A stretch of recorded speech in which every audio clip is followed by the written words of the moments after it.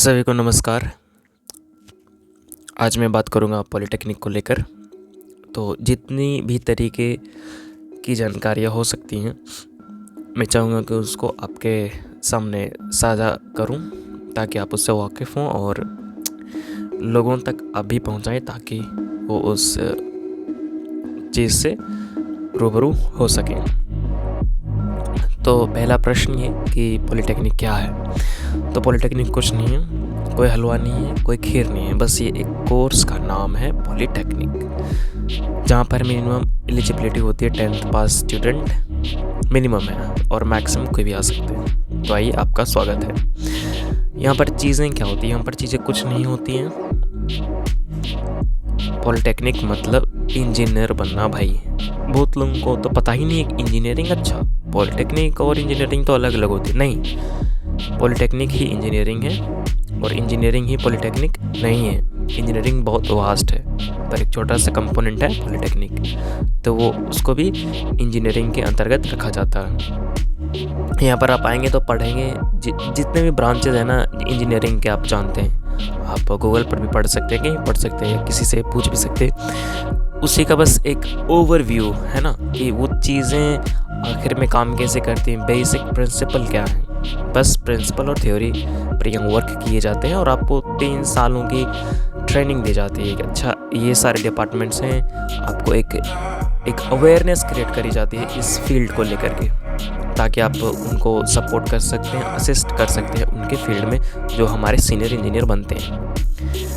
और यहाँ पर आपकी जॉब प्रेफरेंस होती हैं, आप एग्ज़ाम क्रैक करते हैं गवर्नमेंट जॉब्स या प्राइवेट में भी जाते हैं तो आपकी पोस्टिंग होती है वो एज जूनियर इंजीनियर रहती है, ताकि आप जो आपके सीनियर इंजीनियर हैं उनको सपोर्ट कर सकते हैं। क्योंकि आपने सिर्फ ओवरव्यू लिया है, आपको बस पता है कि काम होती कैसे हैं, किस चीज़ को कहते क्या है, टर्मिनोलॉजीज़ आपको क्लियर हैं और एकदम एग्जैक्ट हैं। पर रियल एनालिसिस क्या है, वो फील्ड क्या होती है, लाइव ट्रेनिंग क्या होती है, ये सब आपको नहीं करवाए जाते क्योंकि ये करिकुलम का पार्ट है ही नहीं। इस कोर्स को डिज़ाइन ऐसा करा नहीं गया है। उसके लिए फिर इंजीनियरिंग के कोर्सेज़ हैं, IIT कॉलेजेस हैं, NIT कॉलेजेस हैं, या फिर स्टेट गवर्नमेंट के भी कॉलेजेस हैं। आप वहाँ जाएँ, पढ़ाई करें, वहाँ पर आपको इन डेप्थ नॉलेज मिलेगी। पर यहाँ बस एक बेसिक थिंग है। पर इसका मतलब ये नहीं है कि बेसिक चीज़ें जो मैं कर रहा हूँ वही पढ़नी है। आप अगर चाहें तो आप सेल्फ़ स्टडी कर सकते हैं, क्योंकि self study is always open. Internet का टाइम है, आप कहीं से बुक ऑर्डर करें या किसी कोचिंग कोर्स खरीद सकते हैं, कुछ भी कहीं से भी रिसोर्स तो बहुत सारे उपलब्ध हैं, आप पढ़ सकते हैं। पर हमारा उद्देश्य सिर्फ ये जानना था कि पॉलिटेक्निक क्या है, बस यही है, और पॉलिटेक्निक और कुछ नहीं है। कुछ चीज़ें जो मैं आपको बता दूं वो आपको ध्यान रखने हैं अगर आप पॉलिटेक्निक करने आ रहे हैं तो। पहली बात, अगर आप 12th करके आ रहे हैं, मतलब जो बिहार बोर्ड 2023 से 25 बैच हैं, 11-12 करके क्लियर होके इस बार फाइनल जिनका था 2025 फरवरी में, तो वो बिल्कुल भी नहीं आए पॉलिटेक्निक करने के लिए, क्योंकि उनका समय लिमिट है। आप भैया दीदी और जो अजीब गरीब लोग होते हैं ना हमारे आसपास के, जो सुझाव देने लगते हैं कि अच्छा 12th हो गया ना, चलो भाई पॉलिटेक्निक कर लो, बहुत यहाँ जॉब होंगी, अपॉर्चुनिटीज़ मिलेंगी वगैरह वगैरह तमाम तरह की चीज़। ऐसा कुछ नहीं है। अगर आपकी पर्सनल इंटरेस्ट है ना, आत्मीयता, मतलब आपकी आंतरिक आवाज़ से आ रही है कि मुझे एक इंजीनियर बनना था बचपन से ही या बाद में भी, तो अगर इंजीनियर बनने की चॉइस है और आपके पास रिसोर्स लिमिटेड है, तो आपके लिए एक बेस्ट अपॉर्चुनिटी बन सकती है पॉलिटेक्निक। आप आएँ, आपका हार्दिक स्वागत है, क्योंकि कोर्स में सारा चीज़ आपको उपलब्ध करा दिया जाएगा, resources to websites to lectures everything. फिर बस आपकी जो मेहनत है, आपकी जो लगन है, वो आपके काम आएगी और फिर आप इंजीनियर बन सकते हैं, इसमें कोई शक नहीं है। पर किसी के बहकावे में ना आए। आपका जो नाम है, मैं सुनता हूँ 10th, हाँ मैं सुनता हूँ कि जो पॉलिटेक्निक एंट्रेंस एग्ज़ाम क्लियर कर ले रहे हैं तो पूरी दुनिया भर में प्रचार कर रहे हैं ऐसा कि हाँ इन्होंने पॉलिटेक्निक एंट्रेंस क्लियर कर लिया। भाई एंट्रेंस एग्ज़ाम था, नाम लिखवाने के लिए वो टेस्ट लिया जा रहा था कि आपके अंदर जो बेसिक चीज़ें हैं क्वांटिटेटिव एनालिसिस करने की, या जो एबिलिटी होनी चाहिए एक इंजीनियर में बेसिक तौर पर, वो है कि नहीं। अगर आप पास कर ले रहे तो हैं, और नहीं कर पा रहे हैं तो आपके अंदर वो चीज़ें नहीं है, आप उसको गिव अप करें। आपके लिए वो डिपार्टमेंट है ही नहीं। इस बात को आप जितनी जल्द से जल्द मान सकते हैं माने, पागल बनने की कोई आवश्यकता नहीं है। पूरी दुनिया में सिर्फ इंजीनियर्स नहीं चाहिए, हमें डॉक्टर्स भी चाहिए, हमें पुलिस भी चाहिए, हमें नाला साफ़ करने वाला भी चाहिए, हमें एक वर्कर भी चाहिए, हमें एक मिस्त्री भी चाहिए, लेबर भी चाहिए, सभी चीज़ें चाहिए। बस तुम लोगों ने जो तथाकथित उच्चतम वर्ग कहे जाते हैं ना सोसाइटी के, कि देखो भाई मैं अच्छे क्लास का, मैं पढ़ा लिखा व्यक्ति हूँ, तुम लोगों ने बर्बाद करके रखा समाज की स्थिति कि नहीं जो इंजीनियर है उसी को मैं रिस्पेक्ट दूंगा, जो कलेक्टर है उसी को रिस्पेक्ट। तुम होते कौन हो भाई? गॉड ने तो सभी को अलग क्रिएट करा है ना, तो सबके पास वो क्वालिटी है, तो जो जैसा बनना चाहता है उसे वैसा बनने दीजिए।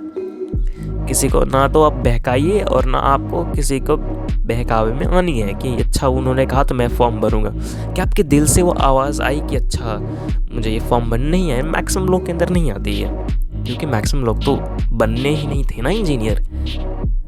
एक डेटा बता रही थी 2021 या 22 का, आप चेक कर लेंगे, उसमें यह बताया जा रहा था कि हर वर्ष 50,000 इंजीनियर, माफ़ी चाहता हूँ 1 लाख इंजीनियर या 1 लाख प्लस इंजीनियर्स ग्रेजुएट हो रहे हैं। और मैं ये सोच रहा हूँ कि अगर इतने सारे इंजीनियर्स हैं पूरे देश भर में, तो साधारण सी बात है कि अगर ब्रांच सेम भी हो तो कम से कम 50,000 तो डिफरेंट इंजीनियर होंगे ना, अलग अलग बैकग्राउंड के। पर वो कर क्या रहे हैं देश में? फिर वही SSC, UPSC, PCS, PPSC, हर एक जितने स्टेट के PCSC एग्ज़ाम्स होते हैं या PSU के जो एग्ज़ाम्स होते हैं उसमें लगे पड़े हुए।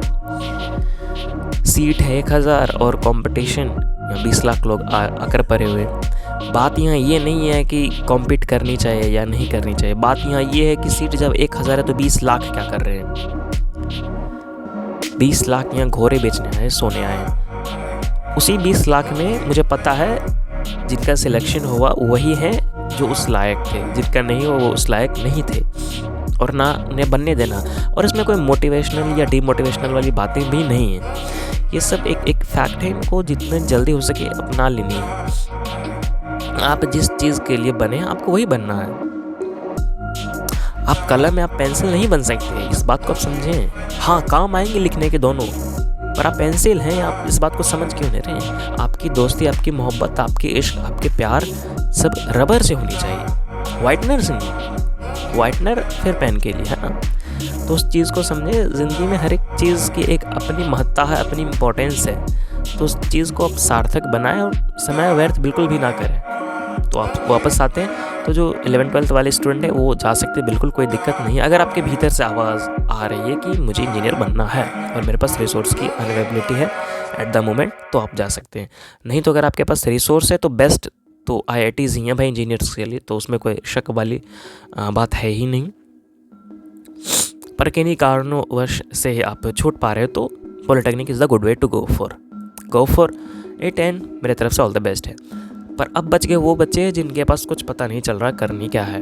तो करने कुछ भी नहीं है भाई। एक गलती तो बिल्कुल भी ना करें कि मुझे ग्रेजुएशन में नाम लिखवानी है किसी भी यूनिवर्सिटी से या कोई और भी चीज़ें, कुछ भी नहीं करनी है, ये सब बकवास है। आप ग्रेजुएशन में भी नाम लिखा, आपको पता है आपकी स्थिति क्या है। पूरी दुनिया भर की जो यूनिवर्सिटी की जो रैंकिंग होती है पूरी दुनिया की, उसमें IIT का भी नाम नहीं है इंडिया से। आप किस खेत की मूली हैं भाई?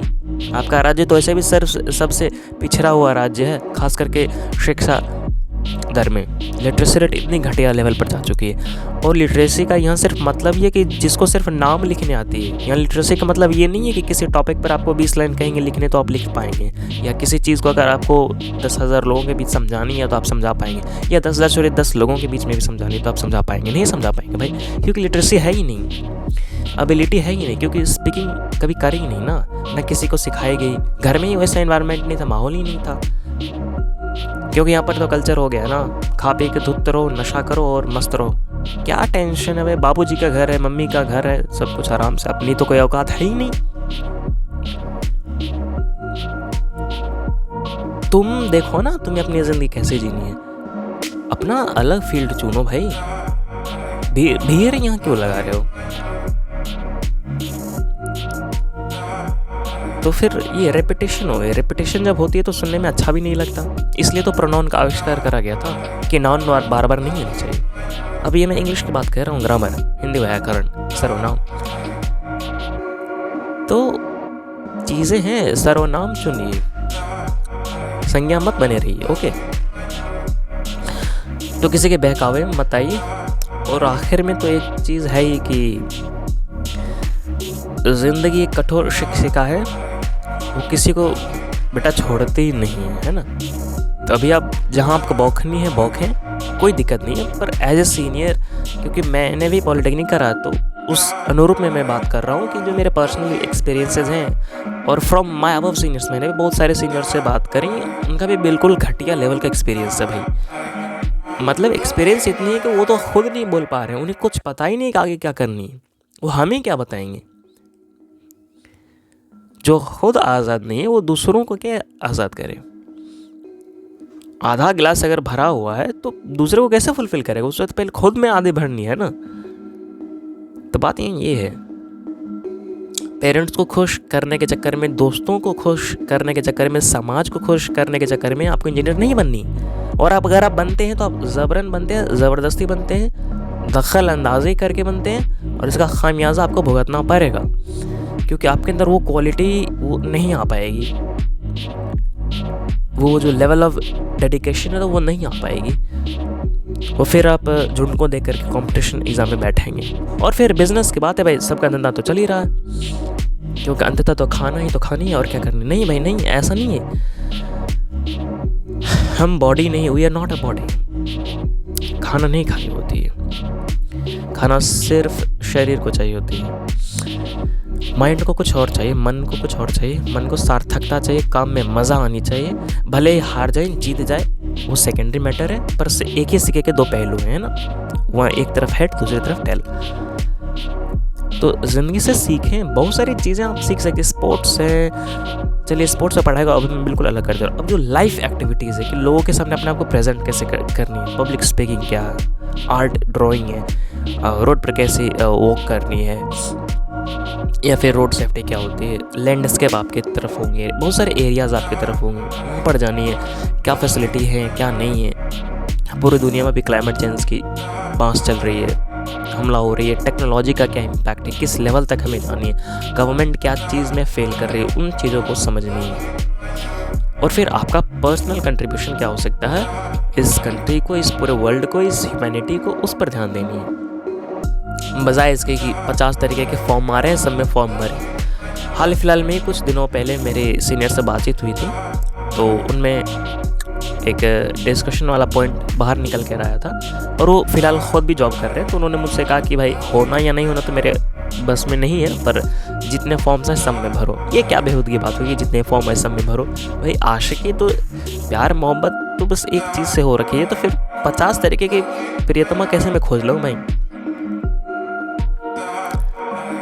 लैला तो मरती है सिर्फ मजनू के लिए ना, तो फिर दूसरे में कैसे चले जाएंगे। अगर नहीं जब कोई भी मिले चले जाए, कैसे चले जाए भाई, नहीं होगी ना बातें। तो उस चीज़ को आप समझे अच्छे से, क्योंकि पूरी ज़िंदगी आप देने वाले 3 साल बहुत बड़ी चीज़ होती है, और आपका जिस एज ग्रुप में एडमिशन यहाँ होने वाला है वो बहुत ख़तरनाक है फॉर मोस्ट मैक्सिमम पीपल, है ना। उसमें अगर आपको ट्रेनिंग अच्छी नहीं मिली, हर एक रिसोर्सेज एट द मोमेंट नहीं मिला, तो आपके अंदर वो एक पिक्चर बन जाएगा, और वो एक हैबिट कल्ट डेवलप हो जाएगी जो बहुत घातक सिद्ध हो गया आगे आपके लिए। और आपको कोई नहीं बताने वाला कि आगे करनी क्या है, फिर आप बौखते रहोगे इधर से उधर। और बाजार तो खुली ही हुई है 50 तरीके के कॉम्पिटिटिव एग्जाम्स की प्रिपरेशन करने के लिए कि कोई बात नहीं, फर्स्ट अटैम्प्ट था ना, हो गया, नहीं हुआ सेकंड में हो जाएगा, थर्ड। अरे क्या बकवास चालू कर रहे हो, मुझे तो मन ही नहीं है ना एग्जाम देने का, तो मैं क्यों अटैम्प्ट दूँ। सवाल तो ये है ना। तो इस पर बातें क्यों नहीं होती। म्यूज़िक है, म्यूज़िक में मेरा मन है तो मैं म्यूज़िक में जाऊँगा ना। किसी को साइंस में मन ही नहीं, तुम्हें पता भी है तुम्हें मैथ्स में इंटरेस्ट है भी नहीं, तुम तो ज़बरदस्ती मैथ्स पढ़ रहे हो कि कंपटीशन एग्ज़ाम निकालनी है, वरना तो तुम मैथ्स को तो छू कर भी नहीं देखते। इसी से तो बात प्रमाणित होती है ना कि तुम्हें मैथ्स में बिल्कुल रुचि नहीं है, वरना तुम मैथ्स क्यों पढ़ते। तुम मैथ्स पढ़ भी इसलिए रहे हो क्योंकि तुम्हें एग्ज़ाम देनी है। लीजिए तो हो गई ना खलासा, फ्लॉप सब चीज़ें। धोखेबाज हो भाई, धोखेबाज। ये धोखेबाजी अपने आप से बंद करे। जिस चीज़ में रुचि हो, चाहे उसके लिए एग्ज़ाम निकले ना निकले, आपको जानी है वही आपका डेस्टिनेशन। ज़िंदगी अगर एक प्रश्न है तो समाधान भी है, जवाब भी है। और हर एक व्यक्ति का एक अपना एक लेवल होता है, एक अपना प्रश्न है, आप खुद में अपने आप में प्रश्न है। तो इसके जवाब ना तो मैं दे सकता हूँ ना कोई और दे सकता है। हाँ, माध्यम बन सकता है, मैं भी बन सकता हूँ, या जो वीडियो आप देख पा रहे हो इससे भी हो सकती है, या कुछ और भी चीज़ें आप देखते हैं या किसी और को सुनते वो हो सकती है, पर वो भी एग्जैक्ट ट्रूथ तो आपके दिल में है ना, वो मैं कैसे देख पाऊँगा, या जो मेरे दिल में आप नहीं देख पाएंगे। वो तो आपको स्वयं ही अपने आप को देखना होगा कि वो चीज़ क्या है जिसके लिए मैं मर सकता हूँ, और फिर वही ज़िंदगी की एक काम बनेगी और ज़िंदगी आप उस पर कुर्बान कर सकते हैं। क्या है ज़िंदगी में, बाकी कुछ नहीं। तो दिल दिमाग सब कुछ शांत करके रखें कि आपको वाकई में इंजीनियरिंग करनी है या नहीं, और आप इस ख़तरनाक स्टेप से बचें। भीतर दिल से एक आवाज़ आ रही है, भले मध्यम आवाज़ आए, आप जाएं, कोई दिक्कत नहीं है। और जिस दिन ये होने लगेगी ना, तो मैं कह रहा हूँ कि इतने जितने जो इंजीनियरिंग कॉलेज की सीटें जो है ना 11,000, अब तो बढ़ भी गई पिछले या 2-3 वर्षों में शायद, मैं बिहार की बात कर रहा हूँ, तो खास करके पॉलिटेक्निक की उतने होगी भी नहीं, क्योंकि इतने इंजीनियर्स बनने ही नहीं है भाई। कुछ किसी को मीडिया में जानी थी, किसी सिंगर बननी थी, किसी को नाला साफ करनी थी, किसी को घर एग्रीकल्चरिस्ट बननी थी, इकोनॉमिस्ट बननी थी, बहुत सारी चीज़ें हैं। आप जाइए तो एक बार सही, आप जानने की कोशिश क्यों नहीं कर रहे? तो मेरा आपसे अनुरोध है हाथ जोड़ करके, आप पॉलिटेक्निक में बिल्कुल भी नहीं आए, ये एक ट्रैप है। ज़िंदगी के 3 साल काफ़ी होते हैं, ऐसे ज़ाया ना करें उस पर। धन्यवाद। और किसी के बहकावे में बिल्कुल भी नहीं आए। आपका दिन शुभ हो और आप अपनी ज़िंदगी में आगे की ओर बढ़ें। धन्यवाद।